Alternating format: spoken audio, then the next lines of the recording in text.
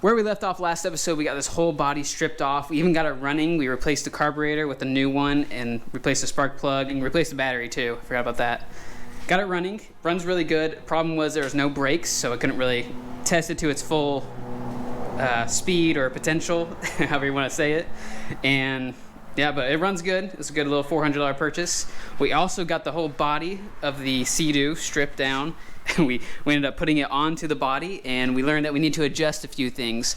One thing is this right up here is too high, so we're gonna have to cut this off, and we can even cut this part off and then reattach it somewhere over here to connect it all back together, because we don't want it to, the shocks to like sway or anything. We just want it reconnected. So if we cut anything off, we need to reconnect it. That's basically what I'm saying. Also, we learned since the body was sitting so high, we need to cut off a few more things. We're gonna have to lower this air box somewhere, relocate the gas tank to come up over here a little bit more, lower the front end, which should be pretty easy. We just have to unscrew these and then it should go down a little bit, I believe. We'll learn a little bit more about that later on. That's pretty much it for adjustments we need to make. Once we do those, we can throw the body back on, make sure it's sitting in the right spot before we can actually start building brackets to permanently attach it to it, or kind of permanently. We want to be able to remove the body if we need to, but we need to build brackets for it. So that's what we're gonna do right now. We're gonna cut off all these brackets, relocate the gas tank, probably drain the gas before we start cutting. Yeah, we'll do that too. And then we can start figuring out, we need to cut a little bit more on the body too. We need to cut some of the fiberglass off for the front end and the rear end too. Yeah, let's start cutting.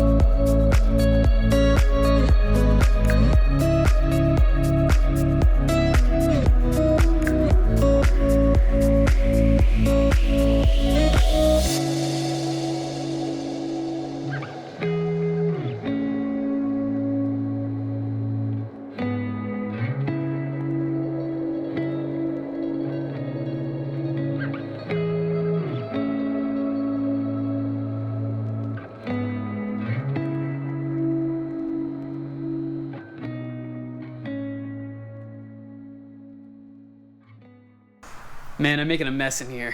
It looks so bad. I'll clean it up in a minute. But let me go over what I've done so far. Done a lot.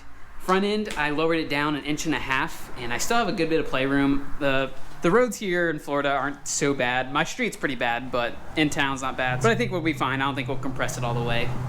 Now the back end we did a whole lot too. We cut off the whole back right here because it was sitting too high. And then I thought, well, I might as well go ahead and lower the rear end too. So I lowered it about 3.5 inches, cut this off, moved it up, and that way I don't have to connect this anymore. And then I switched the gas tank. The gas tank was originally back here and flipped the other way. Now I flipped it this way, put new brackets on there, put a new bracket holding it on, and it looks good, you know.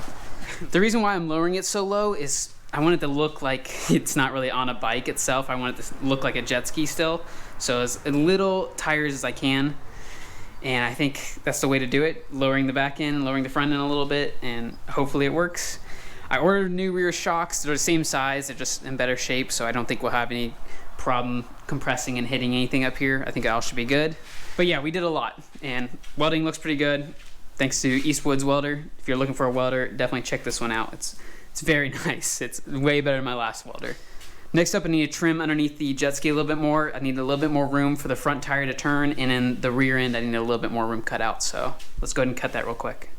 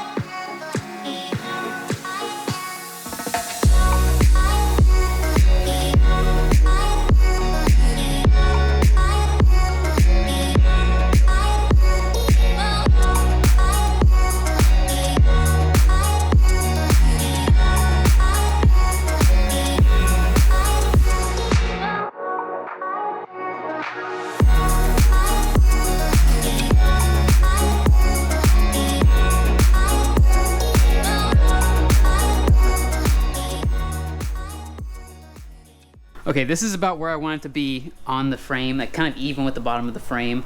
Pretty low to the ground, that way you still turn, but you also don't see the wheels as much. We have a few problems though, and you could probably tell what they are. This gas tank is way too high, and I can't lower it anymore without it getting in the way of the wheel, and I can't move it anywhere else because it's gravity fed and needs to be right above the carburetor. So we're probably gonna have to buy another gas tank, one that's a little bit smaller that can fit down there.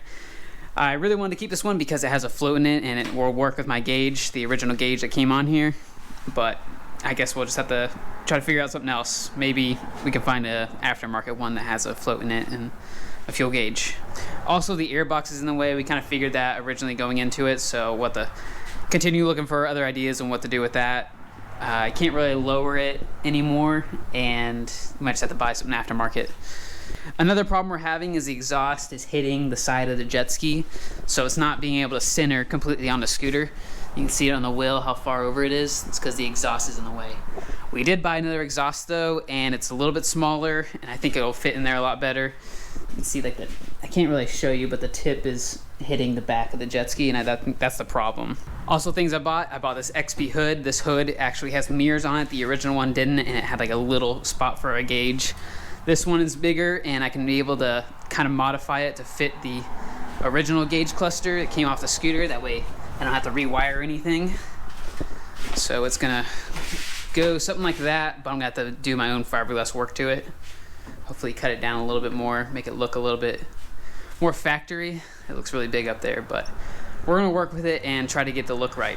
So let's go ahead and take off this body again, install the new exhaust, and throw it back on, see if we can get it centered and aligned right before we can start making our brackets to hold the body in place.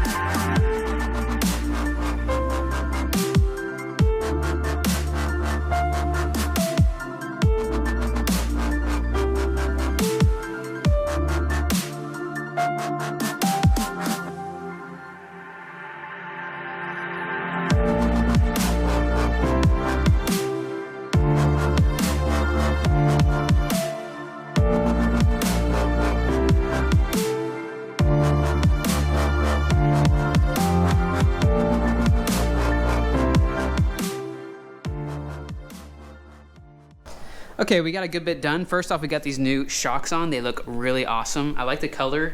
You're not gonna see them, so they don't really have to match or anything, but the color looks pretty dope. A lot better than these old ones. These ones are gonna perform way better. It's a Chinese brand, so it kind of goes with the scooter. We're not really too worried about that. Good reviews, and I think they're gonna work good. Also, I showed you guys the new exhaust. Here it is right here, a lot shorter. And I read you guys' comments in the last video about putting it out the back, kind of where the jet pump would be, and I love that idea. I'm definitely gonna do it. I don't have a pipe bender or anything, so it's gonna be a little bit more tricky for me to build the tubing to go all the way to the back, but we'll get it done. We'll definitely get it done, and I totally love that idea because it looks so cool. It looks very similar to a jet pump. So I just love that idea. It's definitely gonna happen. Also, I removed the gas tank and the air box. The air box, I ordered a new air filter that's gonna come off the side right here, so we don't have to worry about that. Gas tank, we were saying we have a little bit of problem. I was gonna have to buy a different kind of gas tank to try to make it work. The reason we were gonna get like a smaller gas tank is because it still needs to be gravity fed, so it needs to be above the carburetor. But I really wanted to keep this gas tank because I want all the stock internals still in there, and I really want to know how much gas was in it, because if I found like a smaller gas tank, I probably wasn't gonna have a float in it, so I'd have to check it every once in a while, see how much gas I had. Luckily, I think I figured it out and moved it down here. It looks pretty good. You know, I tried to clean it up as best as I could. And I also bought a fuel pump. This is like a low pressure fuel pump for like lawnmowers and stuff. I don't really know like all the technical terms of like what kind of pressure needs to go in this motor, and it's not really something you can really Google, so I don't really know. This is a lot of testing, and hopefully it works. But we're gonna probably mount it down here somewhere and just gonna send the fuel to the carburetor, hopefully with enough pressure or not too much pressure. Yeah, this is gonna be a lot of testing and figuring out, and hopefully it works. If not, we're at the go back to the original plan of a gas tank above it and just still gravity feeding it. But we'll see. Hopefully this works. But this seems like a good stopping point. We have plans. We have a lot of stuff ordered. I'm still waiting for some stuff to come in for the body and the whole internal stuff.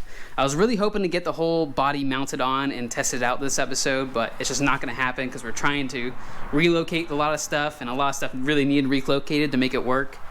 I knew I was gonna have to do like a lot of adjusting and stuff. I didn't think it was gonna be this much, but we're definitely gonna make it look right and work how it should. Let me know in the comments if you guys like these shorter, more consistent episodes. I've been trying to post like 2 times a week, every Tuesday and Friday. Let me know if you guys like it a lot better like that, or you want me to put more stuff in an episode, make them a little bit longer, and only post like once a week. But let me know in the comments. I kind of prefer the shorter episodes. It's less for me to edit, and I get to post out more content for you guys, which I hope you guys enjoy. But I don't want the quality to suffer or anything. I want you guys to still really enjoy these episodes. That is it for this episode. If you guys have any other great ideas for either the body or the whole frame of the chassis, any other cool ideas, kind of like the exhaust you had, let me know in the comments. I read pretty much everything. Also, if you're not following me on Instagram, I post a lot of behind the scenes and background stuff, other stuff too. You can check me out there if you want to. If not, I will catch you guys in the next episode, Tuesday. I don't know what I'm gonna do, but we're gonna do something. Stay tuned.